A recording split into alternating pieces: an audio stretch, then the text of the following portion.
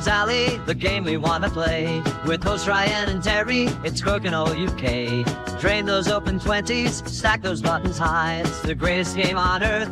Tune in and find out why. Hogan's Alley will get you in the mood. Don't go buying Crokinole from where it goes in the nude. Hogan's Alley, it's time to play the game. It's the greatest game on earth. Crokinole's its name.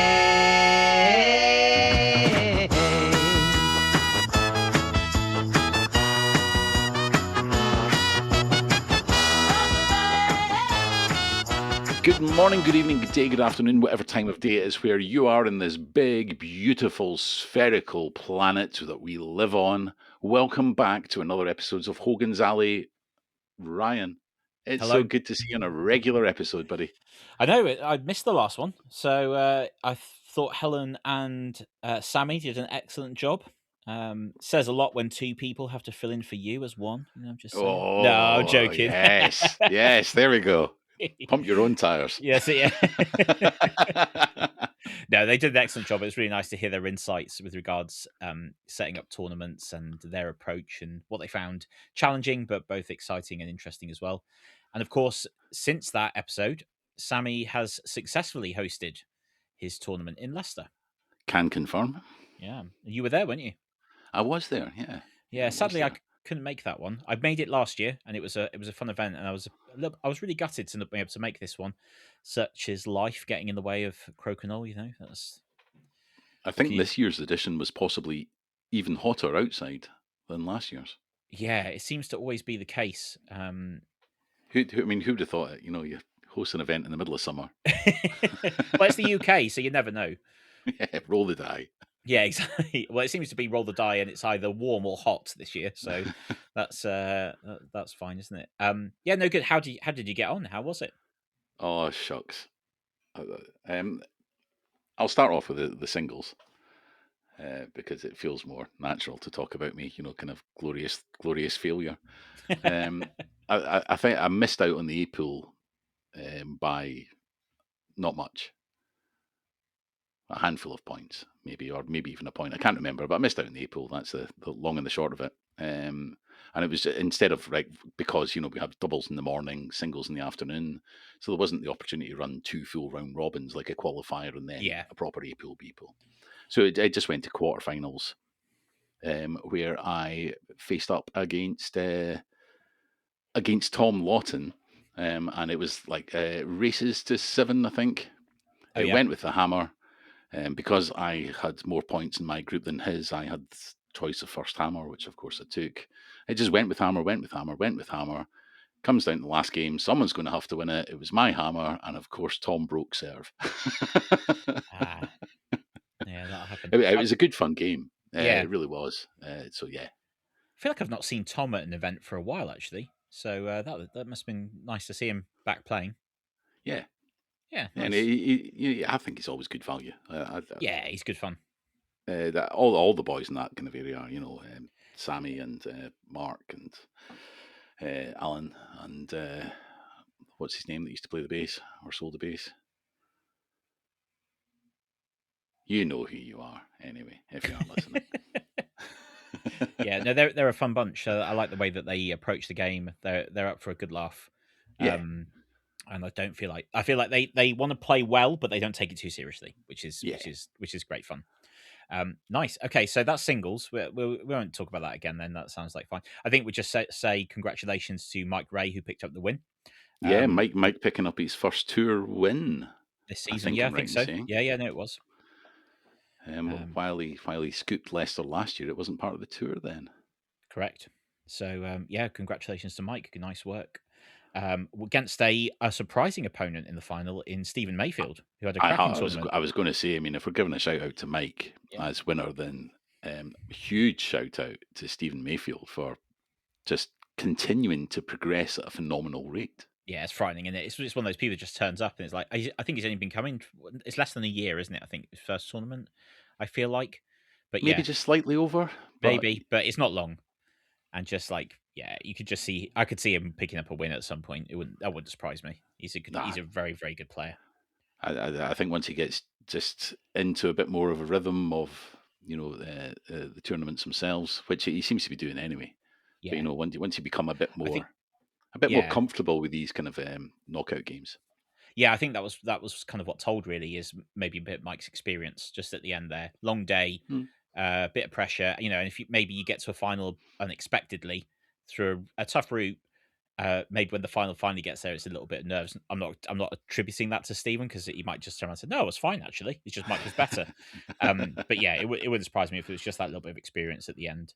Yeah, But possibly. yeah, yeah. But congratulations to both of them, and congratulations to Mike especially. So there we go. Singles done. Let's talk doubles then, because I suspect you might have gotten a little bit better in the doubles. We did do a little bit better at the doubles, yeah. I was teamed up with Chopper McCluskey, uh, George McCarthy. Yeah. um, so I mean, I knew I was playing with a good player. Mm. We got beaten our first game, and I had an absolute shocker. I missed my first Open 20, and this was against uh, Mark Paddington, the large Padron Collider, He's and got too many nicknames. and Jason Noble, everyone's favorite albino. That's self-ascribed, by the way. That title. Yes, yeah. Well, to be fair, he's probably my favorite albino. Yeah. Is it albino or Fair enough. albino? I don't know. I'll stick with albino. Yeah. Yeah, I missed my first Open 20, and as the play was going round clockwise from me, I had this massive and very unwelcome, huge wave of nerves that just crushed over me. And I was like, Strange. where did you come from? What's all this about?" Yeah. But Funny, isn't it? just had the yips, a bit of jitters. I think we got 2 points in that. We got beat 6-2, and then we just went on a run. And I think it'd be rude of me to say otherwise, but George did probably most of the heavy lifting. But I would like to think that I did pitch in with Well, a good shot here and there, and yeah. some important contributions. You can't win doubles if you've got only one player doing stuff. No, It's not possible. So yeah, no, don't do and don't do yourself dirty. yeah. So we ended up topping our group. We met. Who did we meet in the semi-final? It was Sam Breeze and Alex Herl. The Sheffield boys. Yeah, and that was a hell of a good game. They had some great opportunities in that, but we managed to get past them to meet the old Albanians in the final. So Mike Ray and the fifth Beatle, George Martin. Yeah, yeah. They won it last year. I can't remember. I think they won it last year. Well, spoiler alert: they didn't manage to do the double. So No, George and I congratulations.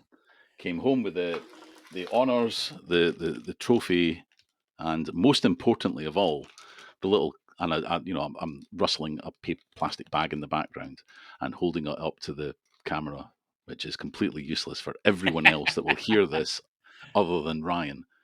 But they're the little custom Crokinole Crown Cup buttons. Yeah, they're awesome with the crown on. So Wicked. I mean, as a prize goes, little custom buttons are just pretty mint. I think that's awesome. No, congratulations. I played with George last year, and we only managed third. So you're clearly an upgrade on me.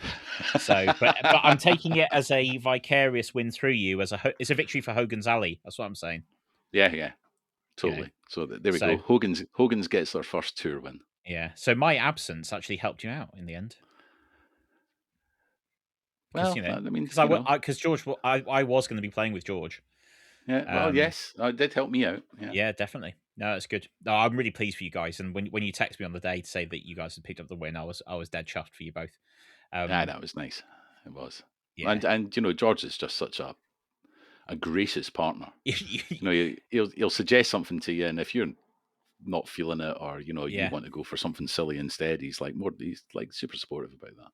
Yeah, he likes to see the good shots. Actually, if you ever catch one of the compilations that he and Mark Paddington put up on the Facebook group, they love a big shot, don't they? It's just that's kind of what they're practicing. That's what they're kind of going for. So I think George, as much as he's super laid back, he's also he likes to win clearly, and he clearly likes to play well, and his results and his record shows that. He's an exceptional player, but his whole ethos with it is that also have a great time.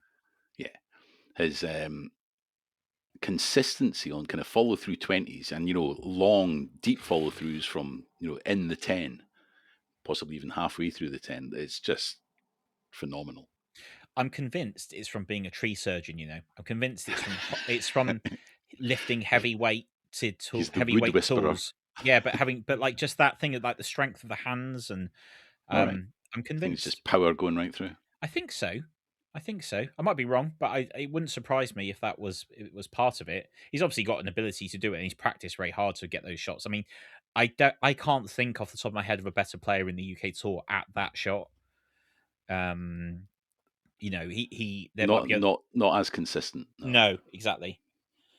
So he's an exceptional player, and if you get the opportunity to go and watch some of the footage of those matches, it is available on the Crokinole USA YouTube channel. USA Crokinole videos or USA Crokinole, something like that.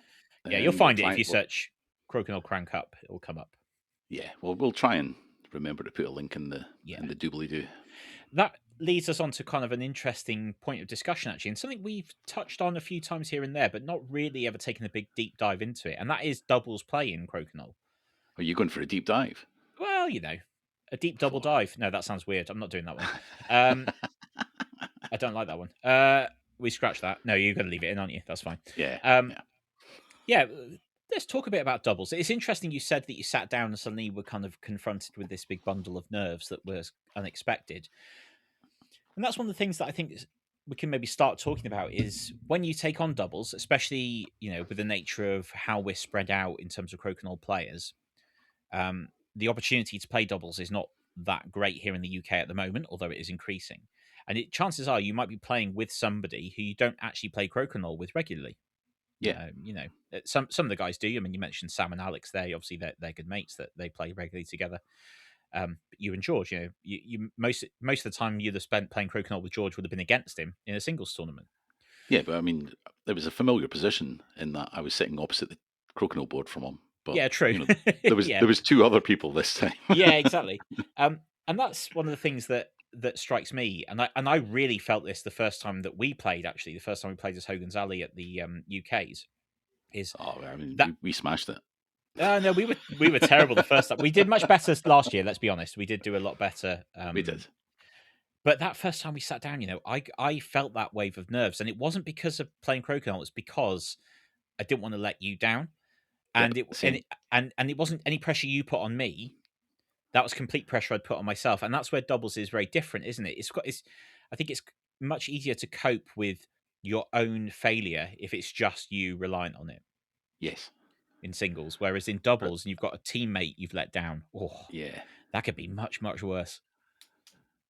Yeah, I feel exactly the same way about that. I could tell stories about a game I used to play, but I won't. But suffice to say, I was a much better team player than individual at this. Yeah, and similar kind of skill set to Crokinole. But yeah, I mean, I think that was partially it. I don't know. It just, it was just massive yips and just couldn't get into a rhythm in that game. But yeah, I mean, you're right in what we say. Doubles is. I know there's an appetite for it out there within the UK kind of community. Oh, definitely. It's a lot of fun. It is a hell of a lot of fun, and it's great as a. If you've been playing a lot of singles, it's great to have a game of doubles because it just forces you to think a bit differently. It's a different, it's a different game while still being the same game. No, yeah, I know what you're saying. I think there's actually some habits, even let's call them, that you would have in singles that can actually be not good in doubles. Like they can almost be detrimental to your doubles game because the strategy of the next person playing a shot against you is only 45, it's only 90 degrees away as opposed to 180, does change the dynamics of the board quite significantly. Yeah, you don't want to necessarily keep your button at your end of the table. No. Because it's going to be if it's the only thing on the board, then it's going to be a real thorn in the side for your teammate. Exactly. So you're not only thinking about what's making life difficult for the person to your left, you're also trying to set it up so that it's not as difficult for the person, your teammate. Like you say, the person opposite you. So yeah, it's really interesting how the game it does feel very different from a singles match, and the more we're playing it here in the UK, and we're starting to see the competitive side of it emerge, I think the greater that gap has become in my mind. Certainly, everyone else might be like, "You're talking rubbish, Ryan. It's the same game," but I feel quite different about how you approach doubles. And I think, although I haven't played it as much competitively, we've started playing it quite a lot at the club nights. And I think it's my favourite way of playing. I think. Yeah, I mean, Yeah, I don't think but so. you don't need to nail your colours to the mast there or anything. Yeah. No, and maybe it's the novelty of it. Maybe at the moment, it's Possibly, kind of yeah. just like it's something newer, and I just think the social side of it when there's three other people around the board is quite nice as well. Yeah, Like you get that just a little bit of extra banter, you get a slightly different approach, and yeah, we were playing last week at Carnarvon Crokinole Club, and one of the guys there playing is a very new player, but like really new, and so we just swapped him around between the three of us who had played more. So we all had matches. Anyway, when you picked up an end with him, you could really rub it in the face of the other two guys, and it was really good. But yeah, I just think that there's yeah, I just think it's really fun doubles. I think it's really fun. yeah. I think it is fun, and the novelty thing that you mentioned a minute ago there, Ryan, I think rings true as well, because while people might be playing that kind of socially or like a club, or if they're teaching people how to play, it's a great way to get more people sitting at the table and saves you explaining the rules over and over again. Um, it's still fairly new-ish on the UK kind of tour scene, because Mm. St Albans has always had doubles, Yeah. but this is only going to be the fourth iteration of it, I think, at the end of this year, because this is our third full season, so there'll be two because of the way this season is. Yeah, so the fourth St Albans. Yeah. Anyway, my point is, going round the houses plenty of times before you actually get anywhere close to the cul-de-sac that you're trying to approach, Terry. My point is that there's not a lot, or there hasn't been up to now a lot of events on the UK tour that actually cater to doubles. There was St Albans, yes, Leicester last year, but that wasn't a tour event now. So this is the first season where there's actually more than one venue hosting a doubles tournament. Yeah, and we obviously saw at the Taunton event at the beginning of the year, they hosted doubles as well. That seems to have gone down very well. And we're hoping they're going to course. join the tour, aren't we? So that next season there'll be at least 3 events that have doubles. So I can see it continuing to grow. I've also had some contact with a couple of people who are saying about running an actual just doubles only event, which could be quite interesting. But yeah, the demand's definitely there. And I think as more opportunity comes up to play it, the skill set will emerge, the players will emerge, the tactics and stuff like that will emerge, and get stronger and better. And maybe it'll become less of a novelty part of what we're doing and maybe a more serious part. And there might be some players who emerge who only play doubles. You never know. Yeah, I did. I did, when I found out they were online. I did watch the videos that Jamie Harter did the commentary for the Crokinole USA. Yeah, commentary videos. or the critique. I suppose that depends. Depends how charitable you want to be. I'm only being mean, Jamie. I'm only joking, mate. You did an excellent job. He did do it. Yeah, he did do an excellent job. But it was interesting to hear some of the things that he was saying, which I suppose, and I mean, I might be talking out my hole here, but I suppose, or it sounds like, I think that'd be a better way to phrase it. It sounds like Jamie has a lot more experience playing doubles than you or I do competitively. Yep. And that maybe come out in some of the commentary and about some of the shots that we were making. I think there's something. I'm loath to say cultural in there. Ooh, okay. But there is some difference, and whether that's a cultural thing or whether that's just a personal thing, about the some of the shot selection, because I remember having a chat with Brandon Osborne about this at Expo at the UK Championships last year, I think it was. Mhm. Possibly the year before. I think it was last year. Where we were having a chat just about Crokinole in general and just, stuff. And I think I confided him there that, if the Hollywood shot is on, then 9 times out of 10, I'm going to try it. Yeah. And he was like, oh, yeah, absolutely. I'll always go for the low percentage shot. And he was like, do you know why? Because when you pull it off, you just feel like such a stud. So there's an element of that. But, I would much rather sit down at a table and just have a good time. If I win, great. Yeah. That's kind of the icing on the cherry on the cake. Yeah. And, that was kind of how I was approaching it at Leicester. Yeah, that is interesting, like you say about the Hollywood shot. It does change it up slightly when you've got somebody else relying on you, though, doesn't it? Because it just goes through your mind, I think. You just go, oh, actually, Yep. What will I be leaving here if this does not come off? Yeah, George did tell me to ditch a shot at one point, and that just went everything against everything, every fibre in my being. I'm with you on that. I looked at it and I was like, you know what, he's right. I know. If it had been singles, I would have probably ignored that bit of advice and just took my own shot. Yeah. Although I wouldn't have been necessarily getting the advice in singles. But in doubles, yeah, it was just like, yeah, no, actually, you are right. I think there is a low percentage shot there. It's not going to make us any better or worse off, even if you do it. And it was just one of those shooting through Hogan's just to get a touch kind of thing. Yeah. I think that's interesting. I think that says a lot about the kind of partner you need in Crokinole when you're playing doubles, that you need someone who you can communicate with freely. So you're happy if they're giving you advice or shot, selection or something like that during, and likewise, they need to be happy if you're going to do the same to them. Yeah. So I think picking a partner that you're willing to do that with is important, obviously. And then maybe learning to, if you're a particularly emotional person, maybe learning to curtail that emotion slightly when things don't quite go the way that you wanted or hoped that they would from your own point of view, but also from what they do.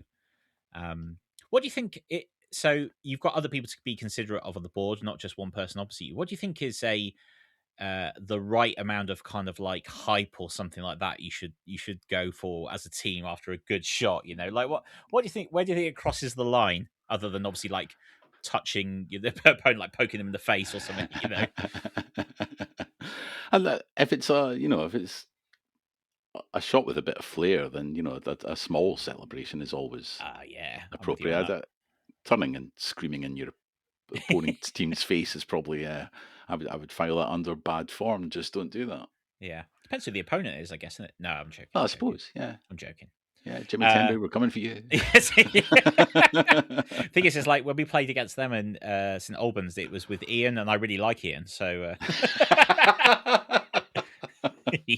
I'm only messing, James. I love you, Jimmer. Yeah, he's great. Yeah, interesting. No, it's fun, and I would say to anyone who's not had the opportunity to play doubles, try and get a chance to do it, because honestly, you'll have a great time doing so. It does really change how you play the game, and actually, it does help you develop some shots as well, which do become useful in singles. Definitely, I think the more doubles I've played, I've become better at doing things like tap 20s and stuff like that. Where you're trying to get stuff, because they're really useful as a doubles player. It's definitely interesting, and seeing how you can control the board in very much a different way. Kind of really fascinating. So give it a go, I would say. And if there's anyone out there who has some insight or knowledge that they'd like to share about playing doubles, hey, send it in. We'd love to hear from you. Absolutely. Where are we going wrong? Everywhere is the answer. I suspect we might know a lot more after the UK's this year, with a lot of people traveling in to play from the US and stuff like that. So I think I'm sure they'll be delighted to tell us where we're going wrong. That's going to be a lot of fun. Yeah. One thing that I will say is that expect the odd doubles disaster when you play doubles. I think, especially with someone you don't play with that regularly. You'll both assume that you're going for one shot, and that's not the shot that either of you are going for. That kind of thing. And Are you just prepping me for? Yeah, kind of, for the our miscommunication. appearance at St Albans? I mean, anyone who's listened to us on the podcast will be able to tell you that our communication skills are faultless. Yeah, we never talk over each other or anything. But I will say, if we go in and we're going for all-out hero shots, Hollywood shots, I'm down for that. As long as we both know it, I'm up for it. Yeah, I mean, you know, go big or go home. I got visions of us like rocking up that little hill into the leisure centre with into the village centre with the Rocky music playing in the background.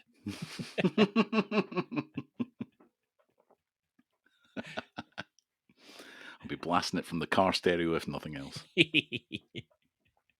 Yeah, awesome. Yeah, give doubles a go. We're going to try and add more, aren't we, to the tour as it goes and as it grows, as we said just earlier. So yeah, keep an eye out for what's going on.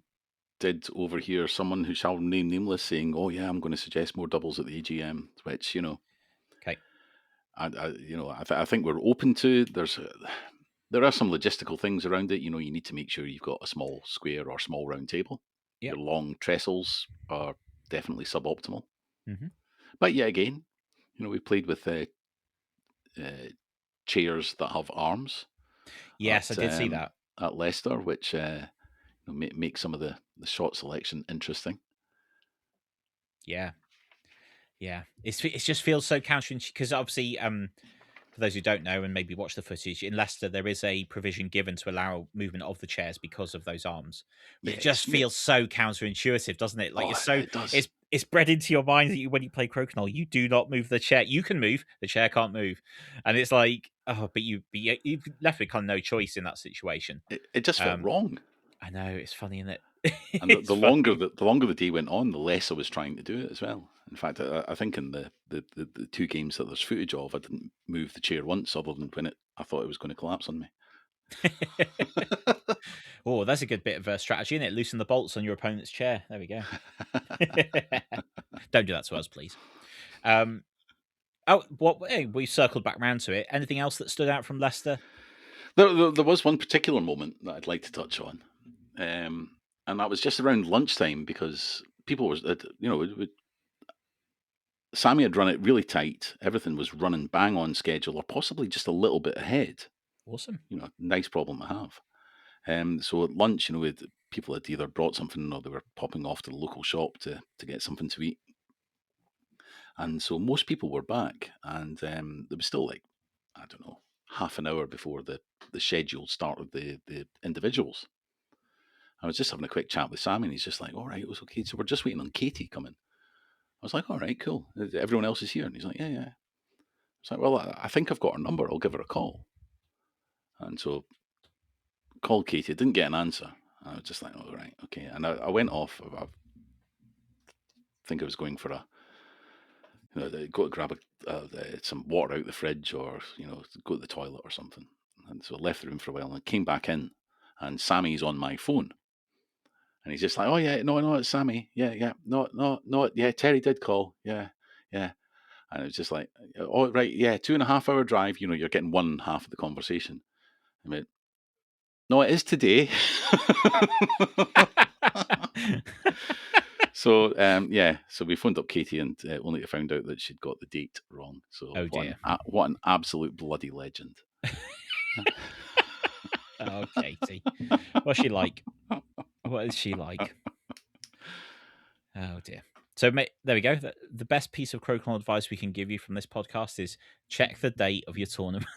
I mean, if only there was one single website that you could point your browser to that had all the information about tour dates in the UK. Hey, I don't know it. Also, hey, I'm gonna steal your bit. Let's take a quick break. Oh. It's Hogan's Alley, baby.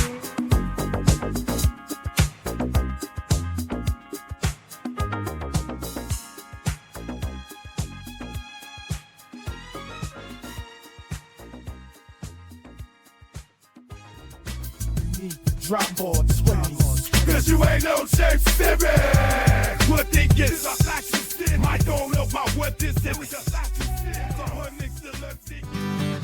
It's right up our home.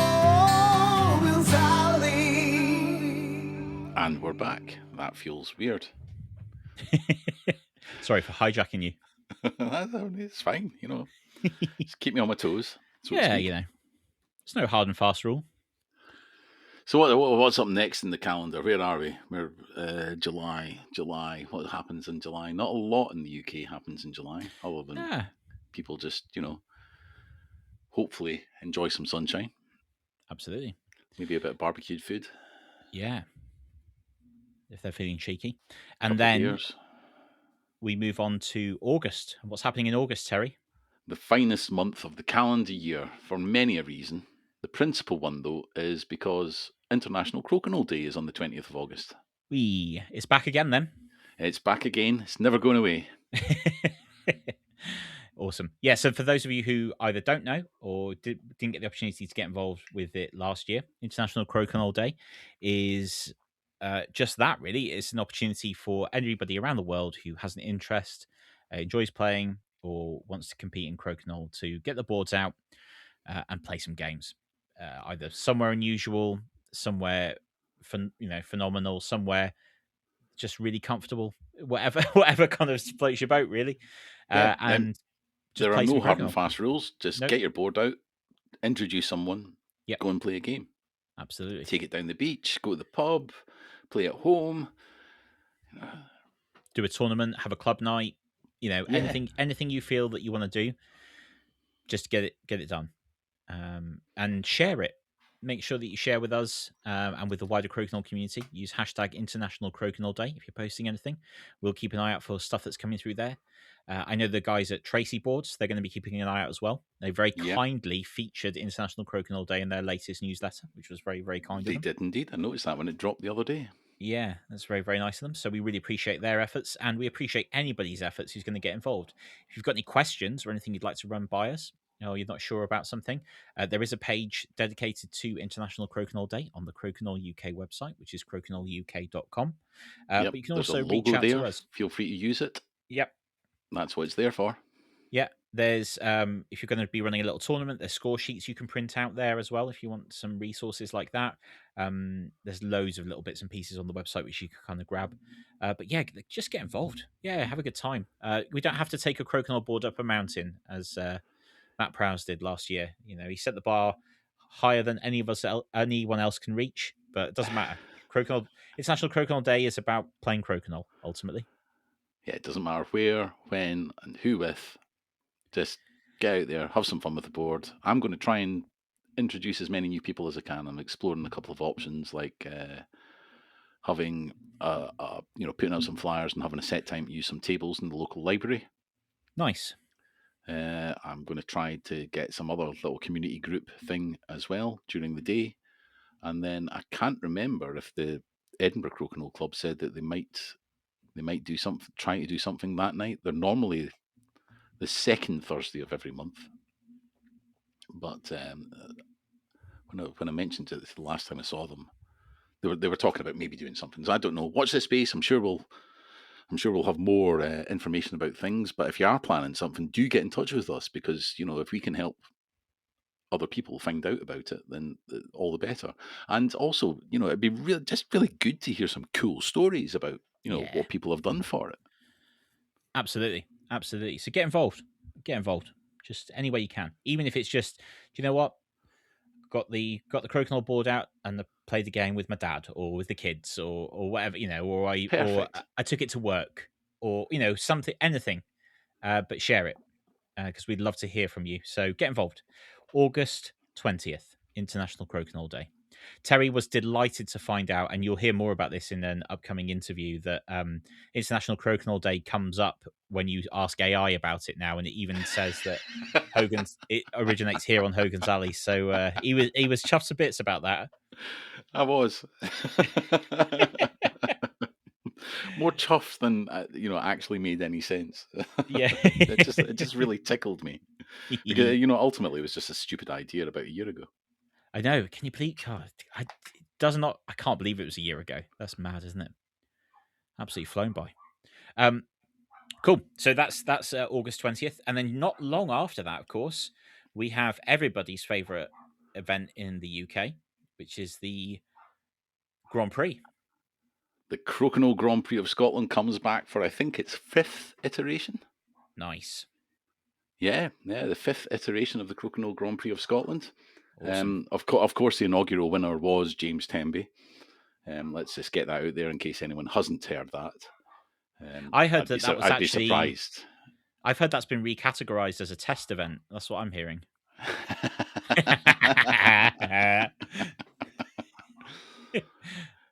So yeah, we're back at the Royal Highland Centre as part Yep. of Tabletop Scotland. It will be on the Saturday, which I think is it the 5th of September? 5th, think 6th so. of September? Yeah, I think it's the 5th, yeah. He says just stalling for time, checking his calendar. It is indeed the 5th of September. We will have our usual Learn to Play, which is, of course, was rebranded last year as the Flick Starter. I was very proud of that one. With a font that might be familiar to anyone that is that knows of kind of crowdfunding websites. Similar but legally different too. It's all right. We've got a stacked legal team. We can do what we want. True. I think. Yeah, we'll be having our flick start in the morning. I think that kicks off at 10:30 or so. I'm sure the great and the good of the UK Crokinole scene will be around for that. Yeah. I certainly hope so, because the more bodies that I have to help teach new people to play, the better it goes. Yeah, so I would make a recommendation to anybody who's coming to Tabletop Scotland. If you're a Crokinole player already, why not bring some of your friends along for the Flick Starter? Get them trying it. It's an opportunity for them to play, to learn the game. Pressure's not on you to teach them or to sit and play with them necessarily, but bring along a couple of friends and try it out. They'll have a great time. Yeah, it's awesome. Yep. Hopefully it's going to be a fun event again. It's going to be kind of two round robins, like a qualifying, and then A, B, C, and whatever interest we might have. There'll be the usual kind of knockout games afterwards, followed by the presentation of the sensational Crokinole Scotland claret jug. Yeah. But of course, it wouldn't be the Grand Prix if we didn't have shouts of top croaks when your opponent pulls off a brilliant shot in the first round robin. So it's just great hearing these shouts of tops croaks ping off around the tables. And you just know someone's just done something filthy, a massive follow through or a triple takeout, or, just an absolute, circus shot round all the pegs, whatever it is. Shouts of top croaks are strongly encouraged. And we'll also be running the jackpots again. I've yet to figure out what the jackpots are going to be this year. They'll probably be fairly similar to the last year. I think they work quite well. But I'm going to put on record, I am absolutely determined that people, at least some people, go home with their jackpot prize this year, and that I don't guilt them into giving it to the convention charity. There will be Crokinole UK polo shirts available, so if you want to spend that cash before Terry can guilt trip you into doing it, maybe you could buy one of them. But yeah, if you are coming along, bring a £5 for the jackpots. £5 note is absolutely preferred. If you can rock up with one of them, it makes my life a hell of a lot easier, because I am not a bank. I don't carry a float of cash. But we'll figure it out. We'll figure it out in the day. We can do bank transfers. We can do PayPal. We can do all that good stuff. Yeah, awesome. And what's nice about the Grand Prix this year in particular? It sounds like a loaded question. It's free to enter. Oh, yes, it is free to enter. It is free to enter. From a personal perspective, it's nice that Steve Mellors is going to be sponsoring this tournament, so I don't have to, beg, borrow, and steal up to 24 Crokinole boards. We'll be using Meeplewood's finest there. Yep. It is free to enter this year, which was always the plan for any events and things at Tabletop Scotland. Dave Wright, who's the convention director, a good friend of mine, always wanted, it was just the idea of you buy your entry to the convention, and once you're in, you don't need to spend any money. You can go to the library, you can get out a game. There's water coolers available. You don't have to spend any money. You probably will, because there's all the stalls selling all the board games. Meeplewood, they are selling Crokinole boards and their board gaming tables. Last year there was a really good selection of food trucks outside. Yes. And, it was all pretty good quality as well. Yeah, it was So, really nice. you know, the year before it was not so much regarding the food trucks. But yeah, the feedback that they got from year one at the Royal Highland Centre just allowed them to, you know, put a bit more pressure on the powers that be at the Royal Highland Centre in Ingleston and just say, look, this is what our people are saying. Yeah. No, it's excellent. I'm really pleased and really appreciate Dave Wright's efforts with that, to get it to be free, for those who want to come in and take part. Yeah, fantastic. That's just awesome. And I will say, I was Tabletop Scotland was the first time. It was the first time I went there last September. I'm also a board gamer as well, and I loved it. Fantastic event. Really enjoyed it. It's so chill. It's like the perfect environment for playing games. I know it sounds really odd when you're basically in an old aeroplane hangar, but it's just brilliant. Like there's loads of room. You don't feel like you're ever on top of everyone.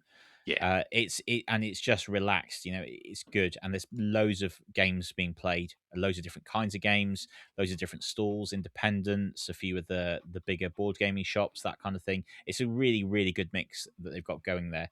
To the fact that we were able to add Crokinole for free on top of that, I think is phenomenal. absolutely. Echo every single word that you say there. I was just scrolling through trying to find the little advert thing about them, because if you're into other tabletop games, then I might be wrong with some of these stats here.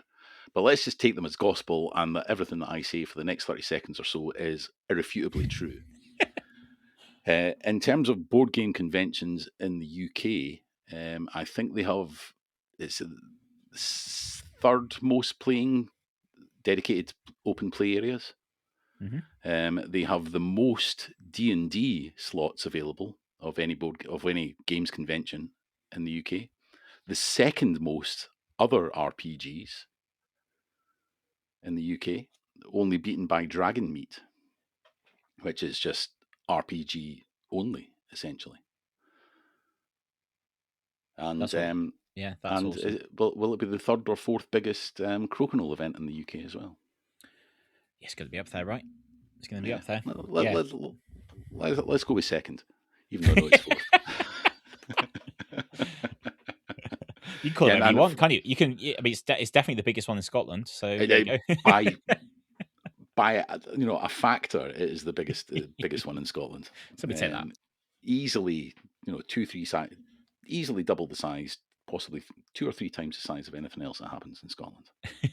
The largest Crokinole tournament, called the Grand Prix, that happens anywhere in the UK. I think it's the largest Crokinole Grand Prix in the world. There you go. So, how specific that we're going to get with this is. So, irrelevant of that, let's just come play. Just come play at the Grand Prix. You'll have a great time. It's a really fun weekend. So enjoy it. And then if you are into, if you are into other tabletop games, then it's a great convention for that, because it's not too big. It's it's got that kind of Goldilocks zone. Not too big, good. Not too small. It's just there's a lot going on. There's a lot of stuff that you can get involved in. A lot of taster things, a lot of demos. And generally the crowd there are super friendly and happy to answer questions, help you out, whatever it is. Yeah, definitely. So come along. And then one final thing following that, of course, we've got the AGM coming up.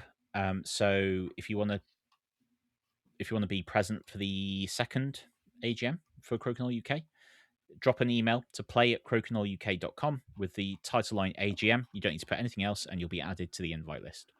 Yep. This year it's going to be at 7:30 on Tuesday, the 15th of September. And we'll be hosting it on some online platform. Most likely Zoom, I think. Possibly. Something browser-based anyway that should be easy to access no matter what internet-connected device you have. Absolutely. One little thing I'd like to mention before we round up for this episode is going forward, we'd like to highlight... Actually, there's 2 more things in typical Hogan's Alley style. We'd like to maybe start documenting a little bit more about Crokinole that's happening around the world, wouldn't we? Just kind of like touching base Yeah. with certain things. Obviously, we're always going to have a UK-centric kind of focus in terms of our coverage because this is where we are, this is where we play. But we'd like to just start maybe engaging a bit more with what's happening around the world, maybe spreading our Crokinole wings a little bit, finding out about different things that are happening. You'll start seeing that in terms of our interview content and things that is coming out, which you'll see over the summer. But yeah, going forward, we'd like to kind of do that. So if you would like to be part of what we're doing here at Hogan's Alley, whether you're a roving correspondent, a regular emailer with information from where it is that you're playing Crokinole, please do reach out to us because we are all ears and we'd love to be able to share more about what's happening around the Crokinole world, as Terry phrases it at the beginning of every episode, as much as possible. So yeah, please do reach out to us. You can drop us a message on Facebook or through the Crokinole UK website. Yeah, it'd be awesome to kind of get some more about what's happening, wouldn't it? Yeah, it would. We know there's a lot of stuff out there that aren't necessarily that well publicised or known, certainly in the UK. Obviously there's a massive scene in Canada, as you would expect, but also it's crazy to see the amount of Crokinole clubs popping up in the US. Oh yeah. So there's a lot of stuff there. Be great to hear from people there. We possibly are tapping up some people as well from those aforementioned countries. But anywhere in the world where you play Crokinole, we would love to hear your stories. It'll probably have to stay in English, or as close as English as I can get. Yeah, no, absolutely. So please do reach out. We're going to be a little bit proactive and a bit cheeky in asking people to get involved as well. But if you want to be part of it, please do speak to us because we'd love to hear from you. And it kind of leads us on to the final thing that I want to talk about, which is a bit of a dedication, really, and a bit of a thank you to one. We wouldn't be here if it wasn't. Yeah. If it wasn't for this. Yeah. So for those of you who are aware of it or have listened to the latest episode of the Pink Shirt podcast, Andrew Hutchinson has stated that is the last episode of the Pink Shirt podcast. And we just wanted to kind of thank him. Yeah, it was probably him inviting us on to that maybe gave us the kind of roots for doing this, wasn't it, really? Yeah, probably. I mean, it had been lurking at the back of my head for a while, but that certainly, it showed it was possible, right? And we Yes. saw what he was doing. He had obviously his focus on the Canadian scene, and it's sort of drifted out into the North American scene as well. And his coverage has always been very good and very detailed. And he's interviewed a lot of the big players out there. It's been really cool to kind of listen to their stories and their attitudes and their things towards the game. So yeah, we just wanted to say congratulations to Andrew on running it so well for so long. We totally get it. It's a lot of work and there's a lot of unsung work that goes into doing a podcast.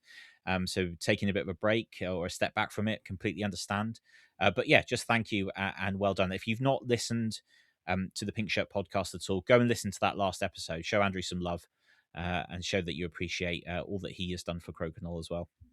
He has done a phenomenal amount. There's no two ways about that. And I've always said that, we're just riding on the Pink Shirt Pod's shirt tails. Those pink shirt tails is our magic carpet. And so yeah, I just echo what Ryan said there, and a heartfelt thank you to the Hutch Daddy #1 himself. And I'm sure we can get him on here. I'm sure his broadcasting career isn't over. I'm sure we can get him out of retirement and get him on the pod here.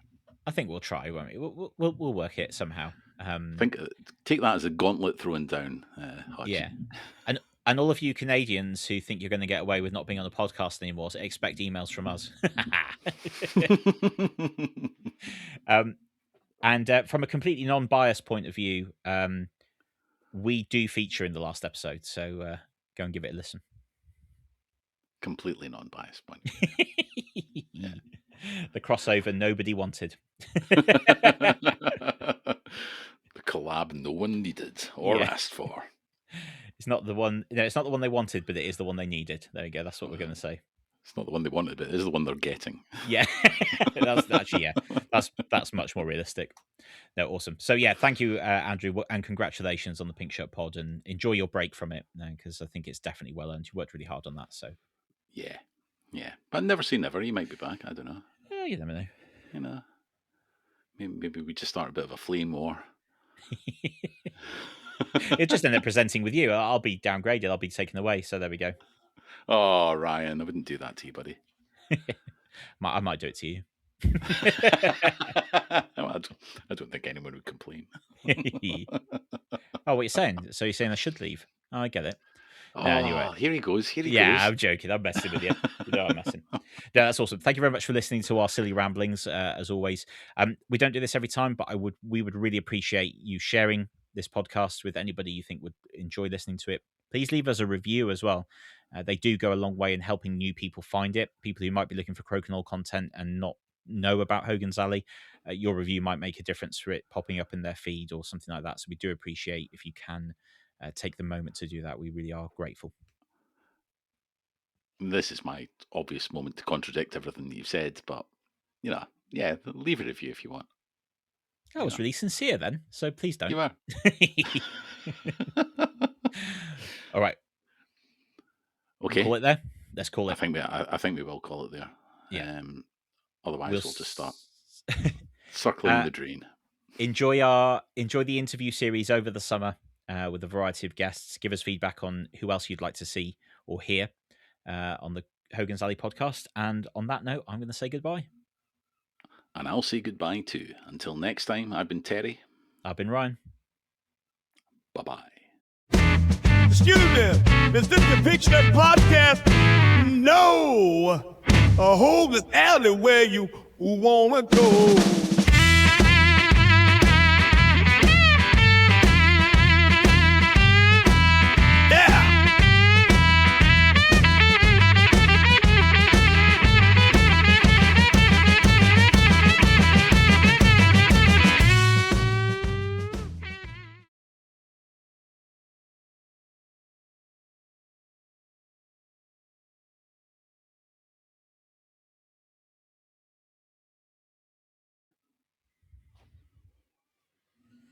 There we go.